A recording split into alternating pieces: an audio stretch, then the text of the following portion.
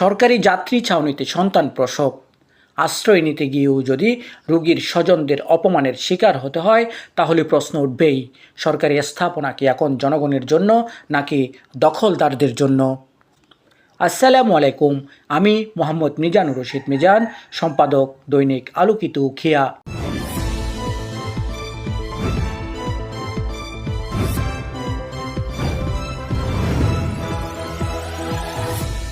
আজ তুলে ধরছি কুতুবদিয়ার একটি হৃদয় বিদারক ও জনস্বার্থ সংশ্লিষ্ট ঘটনা। গতকাল গভীর রাতে প্রসব বেদনায় কাতর এক গর্ভবতী নারীকে কুতুবদিয়া উপজেলা হাসপাতাল থেকে কক্সবাজার সদর হাসপাতালে রেফার করা হয়।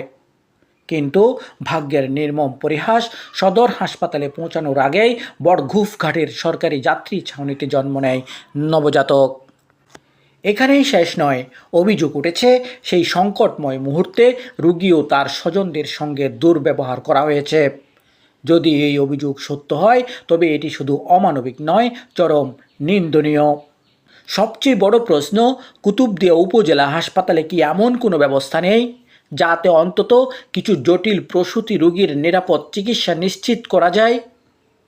মাঝখানে উত্তাল সাগর, রাতের অন্ধকার, বৈরী আবহাওয়া, নৌপথের ঝুঁকি, এই বাস্তবতা জেনেও ঘন ঘন রোগী রেফার করা কতটা যৌক্তিক, সেটি এখন জনমনে বড় প্রশ্ন হয়ে দাঁড়িয়েছে।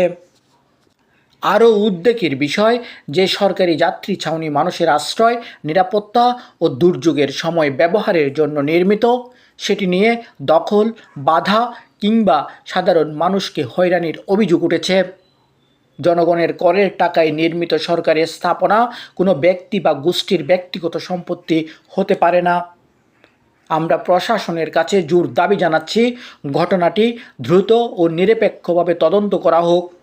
যদি সরকারি যাত্রী ছাউনি অবৈধভাবে দখল করা হয়ে থাকে, তবে তা অবিলম্বে উচ্ছেদ করে জনগণের জন্য উন্মুক্ত করতে হবে।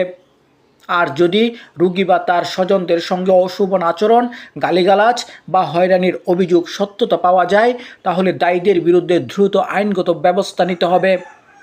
একই সঙ্গে স্বাস্থ্য বিভাগের প্রতি আহ্বান, কুতুবদিয়ার মতো বিচ্ছিন্ন দ্বীপাঞ্চলের বাস্তবতা বিবেচনায় নিয়ে প্রসূতি ও জরুরি চিকিৎসা ব্যবস্থাকে আরও কার্যকর করুন।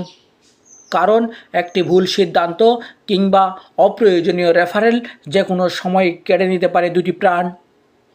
কুতুবদিয়ার মানুষ সম্মানজনক চিকিৎসা, নিরাপদ যাতায়াত এবং সরকারি সেবায় বাধাহীন প্রবেশাধিকার চান। এটি কোনো অনুগ্রহ নয়, এটি তাদের সাংবিধানিক অধিকার। আমি মোহাম্মদ মিজানুর রশিদ মিজান, সম্পাদক দৈনিক আলোকিত উখিয়া।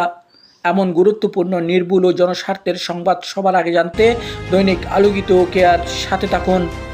ভিডিওটি শেয়ার করুন। আপনার